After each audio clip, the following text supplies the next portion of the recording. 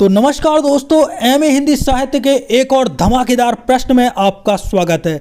तो दोस्तों ये वीडियो आपके एमए हिंदी साहित्य के फर्स्ट सेमेस्टर और थर्ड सेमेस्टर के स्टूडेंट के लिए है, क्योंकि दोस्तों आपके फर्स्ट सेमेस्टर और थर्ड सेमेस्टर इन दोनों में ही ये प्रश्न आने वाला है। तो दोस्तों बिना किसी देरी के आइए वीडियो को करते हैं स्टार्ट और जानते हैं हमारे प्रश्न को। तो दोस्तों हमारा प्रश्न रहने वाला है, गोदान कृषक जीवन का महाकाव्य है, इस कथन के आलोक में गोदान उपन्यास के कथानक को समझाइए। जी हाँ दोस्तों, इसका उत्तर है गोदान कृषक जीवन का महाकाव्य है। इस कथन के आलोक में प्रेमचंद द्वारा रचित उपन्यास गोदान भारतीय ग्रामीण जीवन, विशेषतः किसानों के जीवन की यथार्थवादी यानी कि सत्य, यथार्थ का मतलब होता है सत्य, तस्वीर को प्रस्तुत यानी कि सच्ची तस्वीर को प्रस्तुत करता है।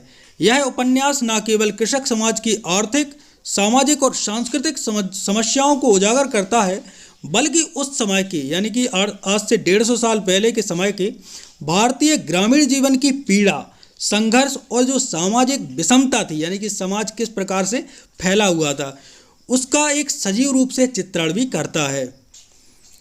अब दोस्तों हम जानते हैं कथानक का सारांश क्या है। कथानक का सारांश, गोदान का केंद्र बिंदु होरी और उसके परिवार का जीवन है।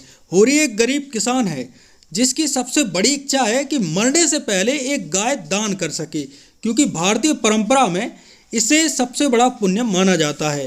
होरी का संघर्ष अपने परिवार की आर्थिक स्थिति, सामाजिक प्रतिष्ठा और परंपराओं को निभाने के बीच चलता रहता है। मतलब होरी का जो जीवन है वह इन तीन चीज़ों के पीछे चलता है। एक तो परिवार की आर्थिक स्थिति को संभालने में, सामाजिक प्रतिष्ठा को बचाए रहने में, समाज में हमारा क्या मतलब होगा, मतलब उस समय वो बहुत रहती थी, और परंपराओं को निभाने में, इसी में होरी का पूरा जीवन कट जाता है। तो यहाँ पर पॉइंट में अलग अलग से कथानक को दिया गया है। पहला कथानक है, मतलब पहला पॉइंट है कथानक का, होरी का संघर्ष। तो होरी के जीवन का सबसे बड़ा संघर्ष उसकी गरीबी है। वह अपनी मेहनत से अपने परिवार का पेट पाल ले और समाज में सम्मान बनाए रखने की कोशिश करता है, लेकिन उसकी ईमानदारी और परिश्रम भी उसे शोषण से नहीं बचा पाते हैं। गांव के जमींदार, महाजन, सामाजिक परंपराएं उसे हर कदम से, मतलब उस पर हर कदम से दबाव बनाती हैं, उसे हर कदम पर दबाती हैं। बात करते हैं पॉइंट नंबर 2, धनिया का त्याग और संघर्ष। अब धनिया है जो होरी की पत्नी है।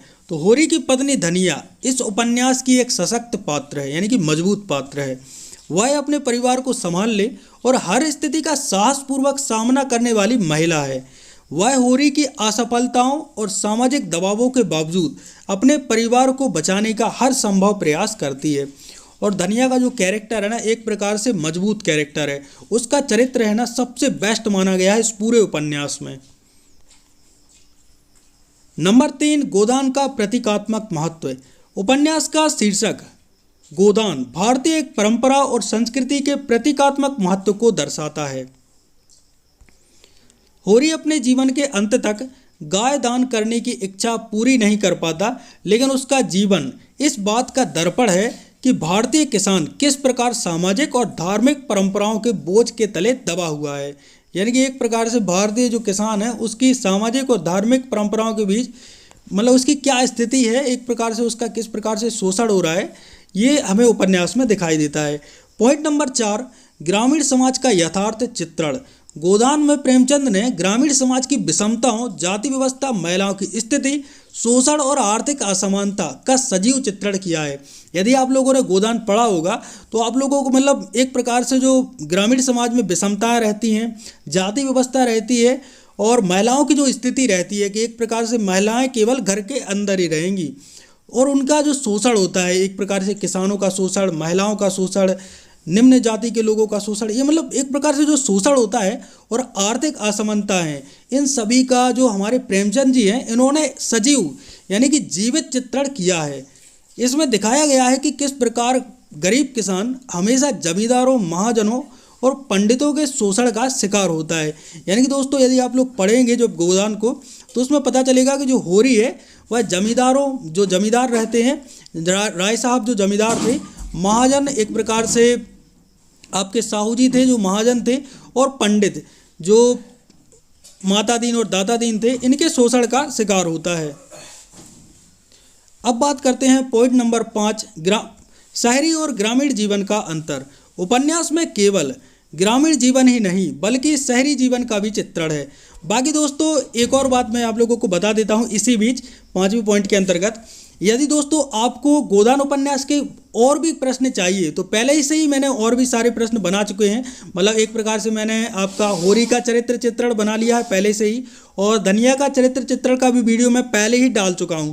तो यार चैनल को एक बार खोलो यार, मतलब कर क्या रहे हो यार, आपके अंगूठे का इस्तेमाल सही तरीके से यदि कर लोगे ना तो मतलब एग्जाम में पास हो जाओगे।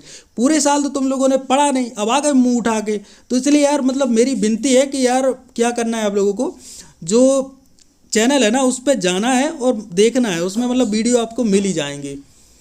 तो यहाँ पर बताया गया है शहरी और ग्रामीण जीवन में अंतर भी उपन्यास में हमें दिखाई देता है।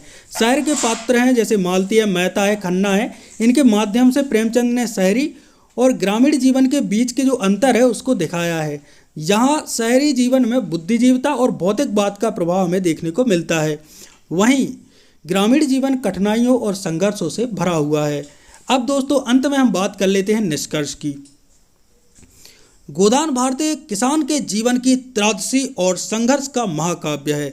इसमें प्रेमचंद ने किसानों की पीड़ा, उसकी असहायता, सामाजिक आर्थिक शोषण की सामाजिक और आर्थिक शोषण को बड़े ही गहराई से व्यक्त किया है।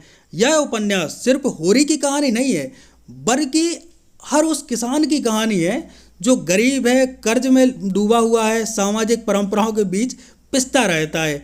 इस प्रकार गोदान कृषक जीवन का महाकाव्य है। इस कथन मतलब यह जो कथन है पूरी तरह से उपयुक्त है, यानी कि यह कथन पूरी तरह से सत्य है। तो दोस्तों इसी के साथ हमारा वीडियो होता है समाप्त। आई होप दोस्तों आपको ये वीडियो पसंद आया होगा। ये वीडियो एमए हिंदी के स्टूडेंट के लिए, और आपको यदि आप मतलब ये वीडियो पसंद आया तो वीडियो को एक लाइक जरूर कर दीजिएगा। बाकी मिलते हैं एक और नए वीडियो के साथ, तब तक के लिए जय सिया राम।